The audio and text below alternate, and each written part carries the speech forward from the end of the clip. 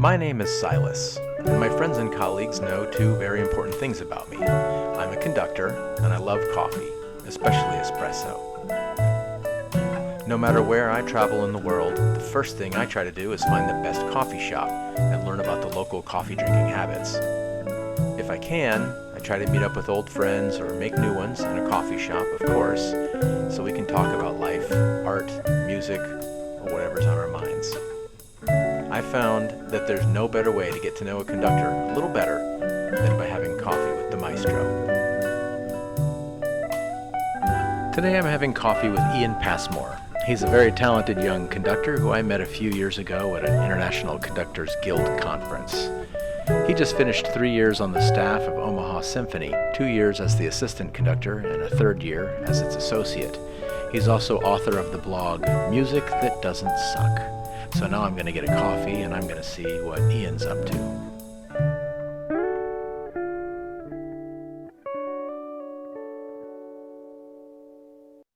Hey Ian, how's it going? Hey, Silas, good to see you. Yeah, it's really nice to see your face. And, I've been Zooming a lot. We've all been Zooming a lot. And it's just generally nice to see people's faces instead of talking to them on the phone for a change. Yeah, right. And I haven't seen you since, must have been Montreal, January. Yeah, Montreal in January. when we were up to our necks in snow. Yeah. You know Andrew Crust by any chance? Only by name and sort of, social media. I think maybe he and I sort of travel in similar circles or about the same age, that kind of thing. I had coffee with him yesterday, and he studied in Montreal, so that's why I just thought of it. We talked about Montreal a lot yesterday. Beautiful city. Yeah. I've only ever been there in January, so anyone who knows anything about Montreal knows the weather's not great in January. But Yeah, you need to go back we both need to go and see what it's like when you yeah, can see the ground. I imagine that it's like in May and June, it's just glorious. It's got to It's be. glorious in January, so it's got to be better. So you are where are you at right now in the world? I am in a tiny, tiny town called Agunquit, Maine, Gunquit, Maine. which Yeah. basically right after you cross the border, New Hampshire, and go into Maine, you'll hit a little series of towns: Agunquit, York, Kennebunk. A lot of people are familiar with. I think that's where like the Bush family always vacation to or has homes there, or something like that. So it's one of those towns that has about a very, very small population, except for the summer when all of a sudden it has like 100,000 people. Yeah, and it looks. All I can see is what's in the window behind you, but it looks gorgeous there. A lot of greenery. Oh, it's beautiful. And we're just less than 5 minutes from the beach. Uh, I've never been to Maine, but I just imagine it's just beautiful and it's cool in the summer. Is that the It's case? great. Yeah. But you don't need, I'm from North Carolina, so I'm used to having to have like constant ice cold AC on me at all times. But up here, Yeah. a lot of the places don't have it just because you don't need it. Yeah, beautiful. Wow. And what's the occasion? Is that a place you go often, or is this a one-time My, thing? so I can't remember if you've met my fiance, Diana. I haven't met her now. Diana's, we're at her mother's house right now. Her mother lives here. So we make our since we're both from the East Coast, she's from New Jersey originally. We make our trip out to the East Coast and we sort of travel south to north up the coast, Cool. visiting all of both our families. Nice. Well, it seems like everybody in the world has a little extra time on their hands, so Yeah. so that's why I decided to start having coffee with people more frequently. But anyway, thanks for taking time out of your vacation. It sounds like to drink with me. I'm having my typical morning drink is espresso. What's in your cup? I'm very simple. I have my lobster main Yeah, themed cool. Oh, that's cup, those are and lobster claws. I see. yeah, and I just take plain coffee with cream and that's it. Mm. But no sugar. There's something very off-putting about sweet coffee to me.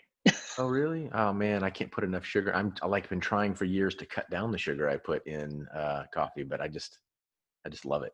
I used to, but I crashed so hard that I just can't do it. So I actually do. It's actually like heavy cream that I Uh, put in the coffee. Well, you say you have simple coffee taste, but are you picky about like the brand or the roast or anything like that, or you just Not whatever? really. Uh, uh, I like it on the stronger side. Mm, me too. I Um, recommend espresso, my friend. I know you do. I know that's your thing. That's why I'm shocked that you've been doing so many of these, because I'm sure you've been drinking espresso the whole time.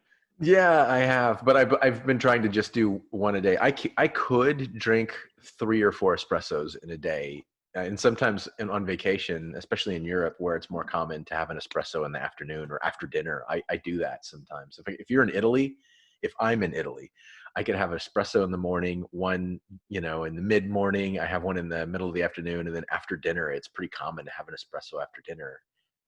Oh yeah, I Whatever. know. No, I would be wrecked, because Yeah. Diana's family is Italian, Oh and a yeah. lot of the time, especially her father, will be like, "Hey, do you want an espresso? You want an espresso? You want?" And you're like, it's No, 10 p.m. What's wrong? no, I will be. You will not sleep, and neither will anyone else in the house if Yeah. I drink espresso at 10 p.m. Yeah. But nowadays, most days I have one espresso a day. Yesterday I had 2, but that was an exception. But hey, I wanted to ask you about your blog, Music That Doesn't Suck. Yeah, so that was started, I guess, right about the time all of this virusy stuff started happening. Yeah.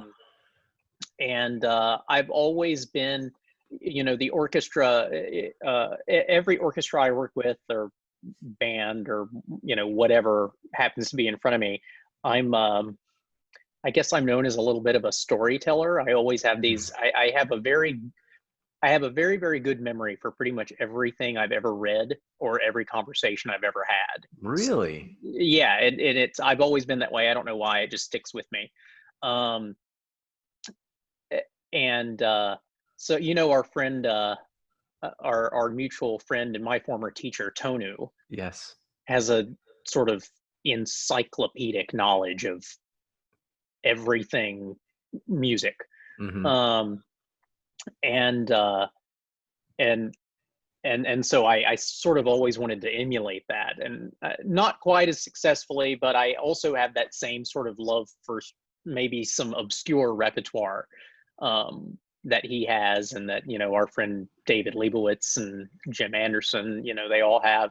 Um, so I wanted to kind of put those two together and do it in an accessible way. So it's not only music that I think doesn't suck, but it's music that doesn't suck and also doesn't get played very much, Hmm.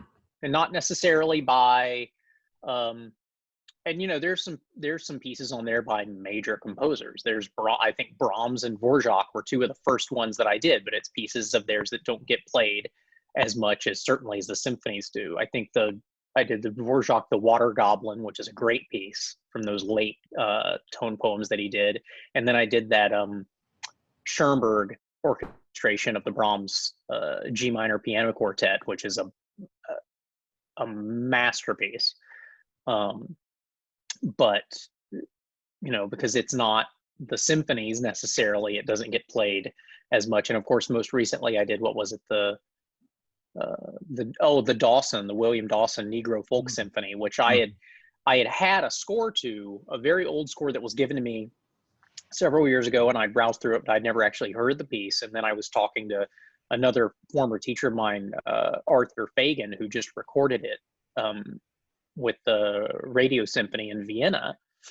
And so I had a chance to really sit down with the score and listen to the piece. And I was like, God, why don't people play this more often? And I found out that, like a lot of those pieces, especially um, in America, a lot of those American pieces were the most popular pieces of their day, and then almost without explanation just dropped off the face of the map.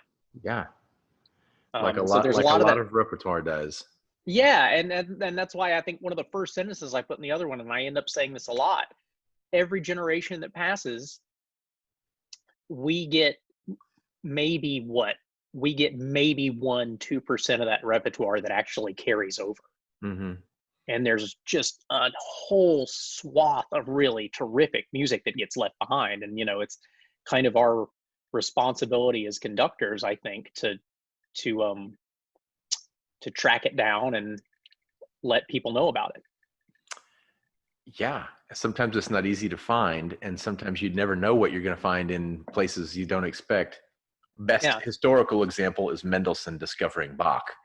Right. Because if it wasn't for Mendelssohn, the world wouldn't know who Johann Sebastian Bach is, which is like that idea, that concept You blows can't my mind. even fathom that. Right. Like any one of these composers who are household names, Bach, Mozart, Beethoven, whoever, they could be totally forgotten if it weren't for other people, playing or discovering their works. I guess some of them were so famous in their time that there would be records of them, but so who knows? You may, when you're digging around doing research for your blog, you may find the next who would have been Bach, maybe. You never know. Did you, what inspired you to have that idea? Is it just because you found a little extra time on your hands because of the coronavirus shutdown, or is it a project you wanted to work on? What's the deal? Yeah, it was something I I always have, like all of us, I have all these different tunes bouncing around in my head. And for me, it's usually a tune that not many other people know. Even musician friends of mine would be like, "What the hell are you whistling?" And I'd be like, "Oh, in 1920, this composer that no one's ever heard of wrote this piece no one's ever heard of, and but I just happen to love it." Yeah. And so I have a lot of pieces and composers like that, and this is my way of kind of getting it out there. I actually thought of doing,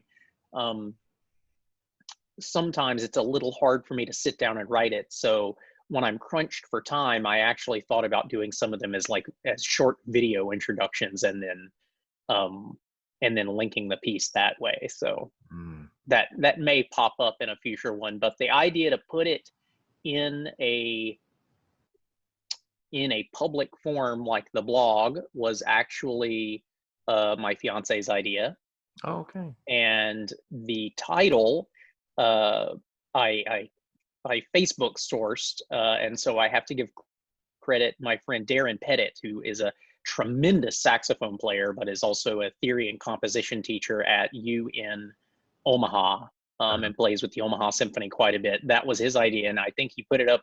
Most people thought he put it up as a joke, and I was like, no, I like that. It's straightforward, and it kind of gets to the point. Yeah, it's a funny title. Yeah.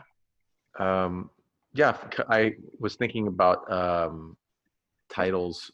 The title for this little thing that I'm doing, I don't know what you call this. It's not quite a webinar. It's not a blog. It's not a vlog. It's just a chat between, what did I say yesterday? Two ruggedly handsome. That's right. Yeah. I buzzed this yesterday. Yeah, good for you. Actually, this is as long as my hair's been in a long time. Look at this. You're really letting yourself go. Yeah, it's slovenly.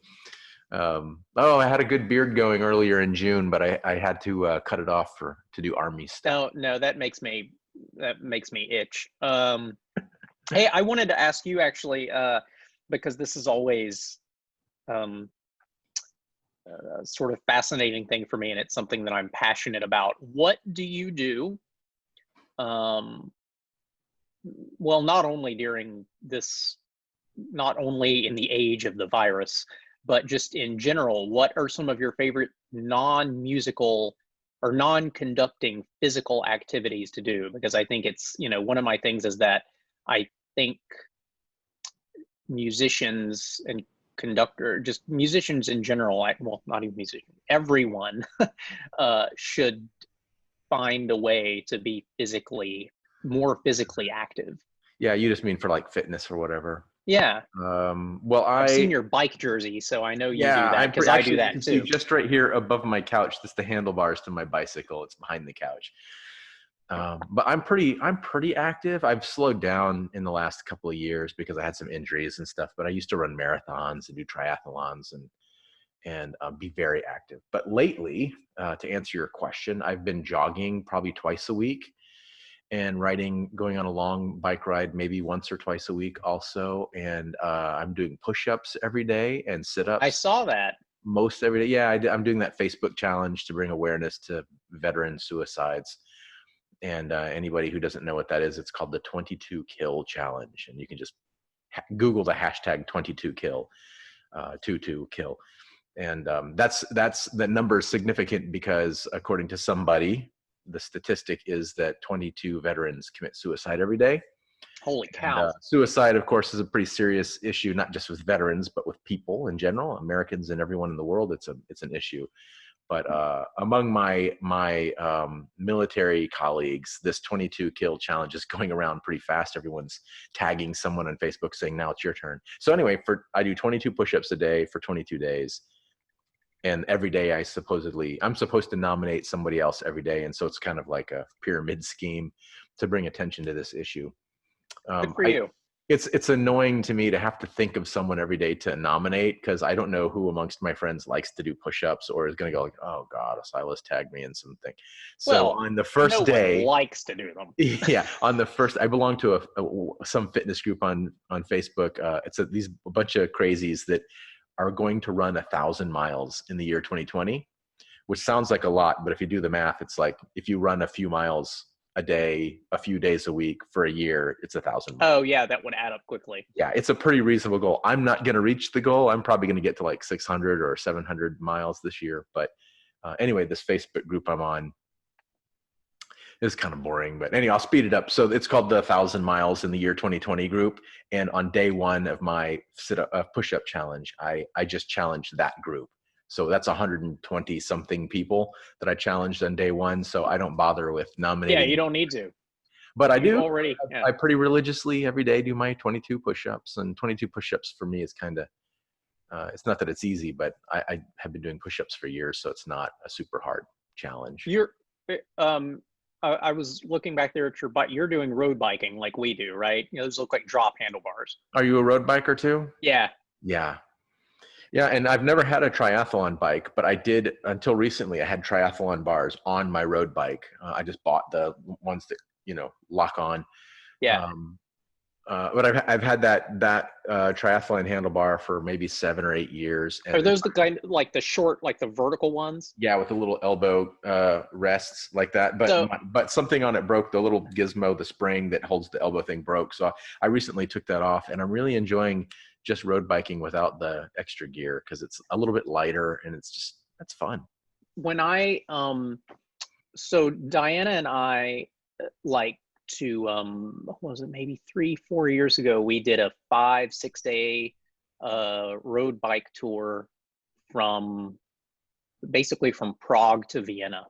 Oh man, mountainous, hilly, right? Yeah, it was awesome. And so we did Prague to Vienna in about 5 or 6 days, and then tacked on an extra 3-4 days just to hang out in Vienna at the end. That's a pretty long bike ride, though. Well, it was part of one of these like bike tour companies, so there was some like busing in between if it was like a particularly long. But we were doing 50-60 miles a day, and so there was a guy, a retired engineer from Idaho, that was on that tour with us. Okay. And fascinating guy, World War II vet, all this sort of stuff. Wow. We found out that he invented those handlebars. Oh, really? That was one of his like claims to fame, is that he was the guy that invented those like vertical handlebars so that you can rest and it sort of like centers your gravity. And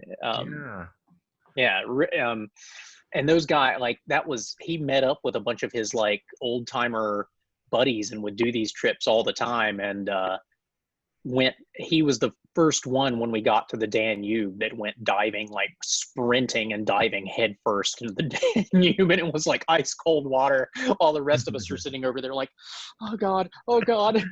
Yeah. Well, it's funny that so many conductors do stuff like that. I think non-musicians or non-conductors, for that matter, don't think of conductors as like very athletic people. But conductors know that it's a pretty athletic activity. And Yeah. especially those conductors that work into their 80s and 90s, because a lot of old geezer conductors work very late into their lives. They got to stay fit, and moving your arms around and stuff. It requires a certain degree of training, I guess is the best word for it. So Yeah, yeah, I I don't like to know. do. I don't know if you've seen lately. I got maybe because I did martial arts pretty seriously for about 20 years. Okay. And I taught for several years, and then I did some competitive powerlifting when I was late high school, beginning of college. Wow. Um, and then yeah, when I met Diana, I took up road biking because it was something she was really into, and now I love it. And just in the last year or so, I've gotten into doing like CrossFit.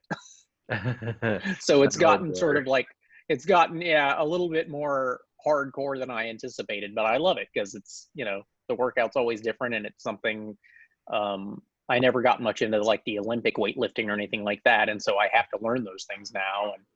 Yeah. And I was never a runner, but just this past what is the Memorial Day, I did the Murph Uh, workout where you like where part of it is like you run a mile at the beginning, do a ton of reps of different body weight stuff in between, and then run yeah. another mile at the end. Um, and if And, you and told and me, if you list out the things you have to do, each individual thing sounds like no big deal. Run a mile, piece of cake. Do X yeah, number of right, push-ups. Yeah, okay, fine. But then do it. You're smoked. You're yeah, pretty well and done. if you'd told me, because I was heavy as a kid, and if you'd told me that I would be running you know, running 2 miles within the same month, I would have been like, "You're out of your mind." But all of a sudden, I didn't, and I hadn't done it, but I've been working up to it, and I kind of knocked it out. I mean, I got done in, I think it was like 52 minutes, which I guess is a pretty respectable, um, the whole workout. I mean, pretty respectable first time out. So yeah, forcing me to do things I never thought I'd be able to do.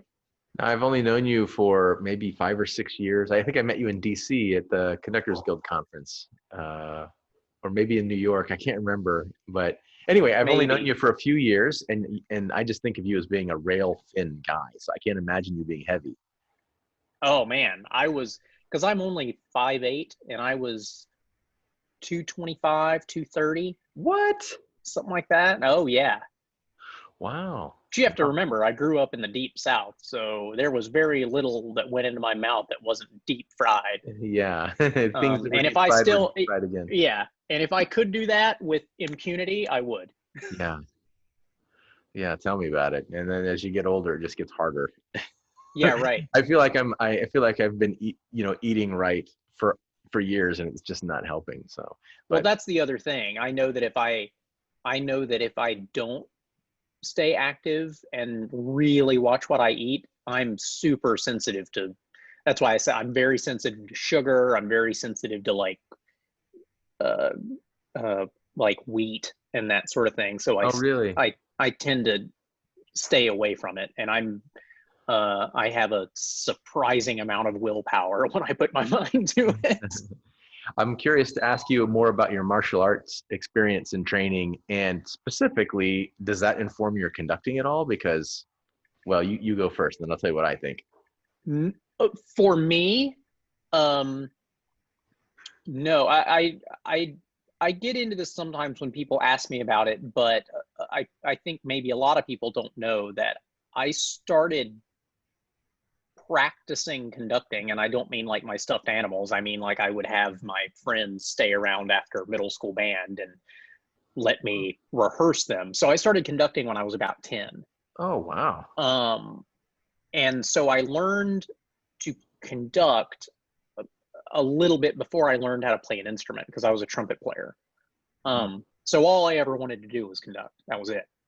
Wow. Um, and I started martial arts a few years before that, but I studied a fairly hard, what we would call a hard style of Okinawan karate called Ishinryu karate. Okay. And so it's designed. There's only we talk in martial arts, you have to learn a lot of forms. Taekwondo is notorious for that. There's tons and Mhm. tons of forms. Yeah. Ishinryu only has 8 throughout the entire style. There's 8 forms you have to learn, and it's because it's not. it's not a pretty style. It's extremely functional. The stances are very shallow. All of the strikes and kicks and things like that are designed to be delivered either directly to the midline, or kicks are designed to be all below the belt. It's extremely it's exclusively self-defense Okay. oriented. So no, because if I were to employ that sort of movement in conducting, I think I would find myself injured fairly quickly.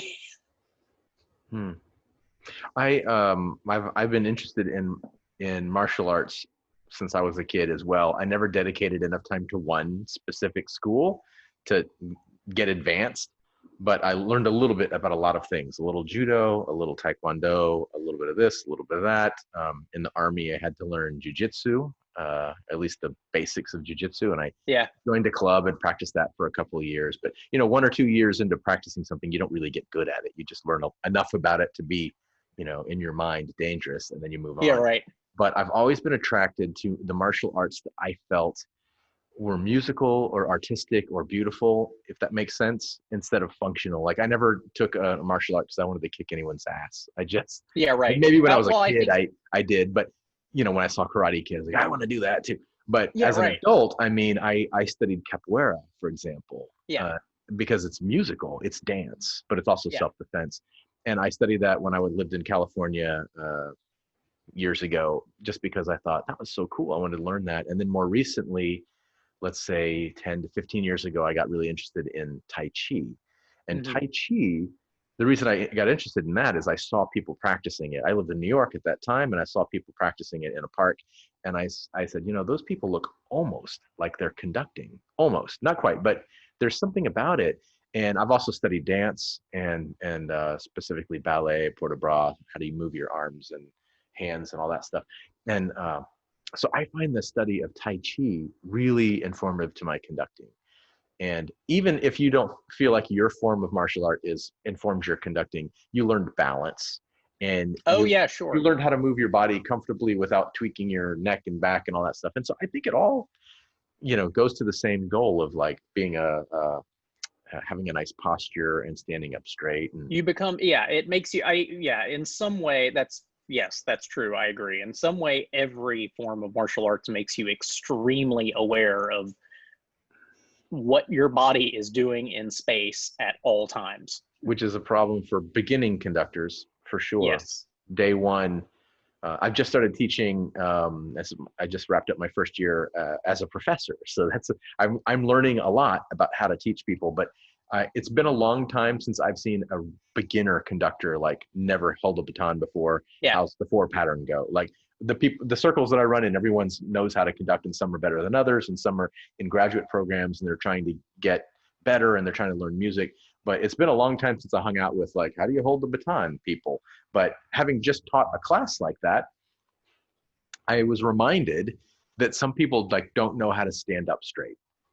Like they haven't learned that yet. That's like step one. And it's totally normal because it happened to me too when I was, 22 or whatever.